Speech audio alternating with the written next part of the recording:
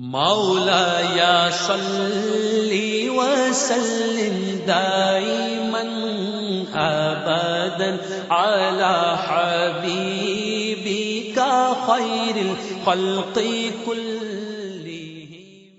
حدثنا أحمد بن أبي بكر أبو مصعب قال حدثنا محمد بن إبراهيم بن دينار عن ابن أبي ذئب عن سعيد المقبوري عن أبي هريرة قال قلت يا رسول الله إني أسمع منك حديثا كثيرا أنساه.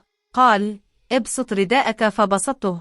قال فغرف بيديه ثم قال ضمه فضممته فما نسيت شيئا.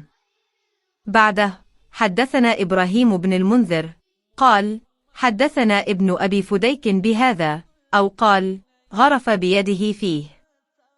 हमसे अबू मुसब अहमद बिन इब्बी बकर ने बयान किया, उनसे मोहम्मद बिन इब्राहिम बिन दिनार ने अबन इब्बी ज़ुब के वास्ते से बयान किया, वो सईद अल-मक़बूरी से, वो अबू हुरैरा रज़ी अल्लाह अन्हु से रवायत करते हैं कि मैंने अर्ज़ किया, रसूल अल्लाह, मैं आपसे बहुत बातें सुनता हूँ मगर भूल जाता हूँ।